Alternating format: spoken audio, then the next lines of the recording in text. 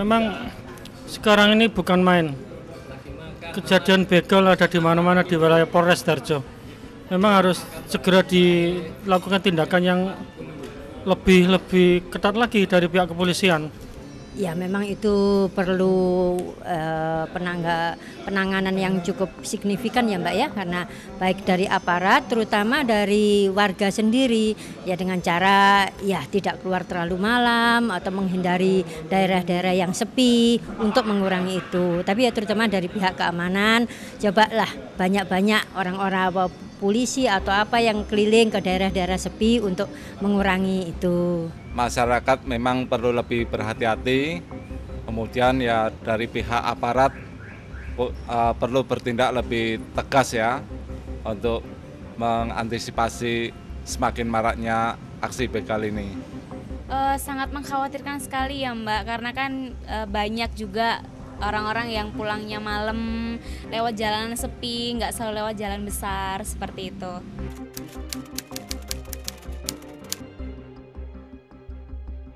Saya kurang mengikuti hal itu Mbak ya karena saya ibu rumah tangga, jarang keluar lah, lingkungan saya hanya di perumahan saja. Belum tahu, ya. Belum tahu.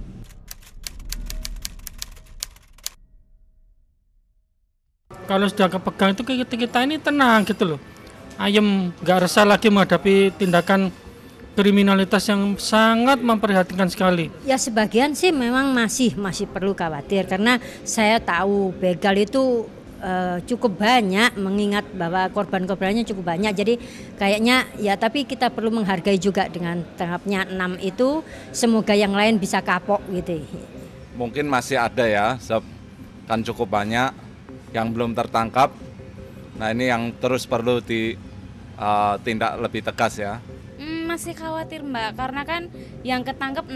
Nah kita kan nggak tahu berapa jumlah kayak komunitas begal gitu di Sidoarjo. Siapa tahu masih banyak gitu kan. Jadi tetap was-was, walaupun sudah 6 ketangkep, yang lainnya kita masih belum tahu masih berkeliaran atau enggaknya gitu.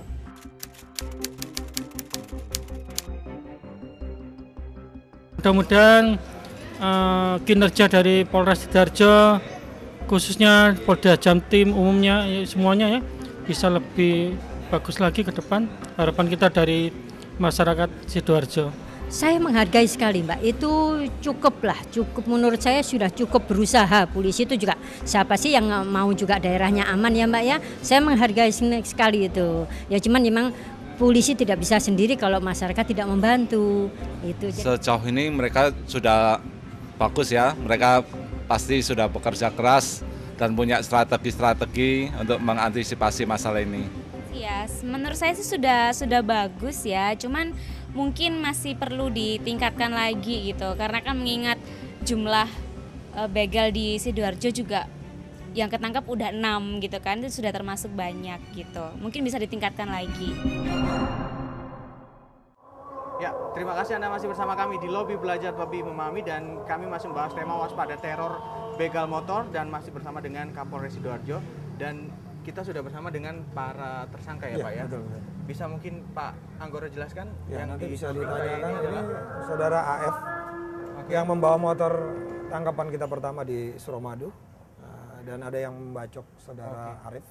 Jadi tersangka AF ini adalah yang kebetulan membawa motor yang terakhir ya Pak ya, betul. Rampas. Saya boleh tanya langsung ya Pak ya dengan Mas, Anda sudah melakukan aksi kriminal berupa perampasan motor ini sudah berapa lama? Sudah 2 bulanan. 2 bulan? Iya, Itu bulan-bulan ini. Awalnya ada ajakan teman atau bagaimana Mas, bisa diceritakan? Ya kemauan sendiri Pak. Sendiri? Iya. Memang sebelumnya Mas sendiri tidak ada pekerjaan atau bagaimana? Tidak ada. Tidak ada ya Mas ya? Oke. Dari 2 bulan itu sudah berapa kali Mas melakukan aksi perampasan? Kurang lebih 10. Ada 10? Iya. Itu di mana saja? Surabaya, Sidoarjo? Krian. Di Sidoarjo ya, wilayah Sidoarjo semua. Dari 10 itu sempat melukai korban juga nggak Mas? Atau hanya merampas saja? Ya sempat melukai, ada sempat yang enggak, ya sempat melukai. Ada juga yang dilakukan kekerasan gitu ya. Memang melakukan aksi ini memang sudah sudah tidak ada keinginan untuk cari pekerjaan atau bagaimana, atau memang hanya ini pilihan satu-satunya atau gimana? Ya cuma ini pilihan saya singkat. Terakhir waktu Anda merampas motor yang ada di taman itu, Anda berapa orang waktu itu? 7. Memang dalam setiap satu kali aksi memang semuanya ikut ya Mas? Ya kadang orang 7, kadang orang 9. Kadang 7, kadang orang 9. Itu pembagiannya seperti apa? Nggak bisa dijelaskan. 7 orang itu ada yang bagian ngawasin, ada yang bagian merampas atau gimana? Kita paham semua, sudah tahu peran semua masing-masing. Sudah ada peran. Mas sendiri perannya di mana? Ngambil motor. Ngambil. Oke. Memang Kita, begitu ya Pak ya, iya, modusnya ya, modusnya semuanya bergerak begitu. Dan kita langsung ke yang bacok, saudara Arif. Oke, baik. Jadi biar Ini jelas pemirsa ada masyarakat. satu lagi tersangka yang pada saat M. Fatoni almarhum ya melakukan pembacokan ya dengan tersangka yang dengan Mas yang ini ya Pak ya. Ya, siapa namanya? Oke, Mas. Saat itu apa yang mendasari Anda sampai akhirnya membacok korban? Di waktu Karena itu panik atau karena memang Panik. korban melawan atau bagaimana? panik waktu itu. Panik ya. Itu kejadian jam berapa itu Mas? Sekitar jam 2-an.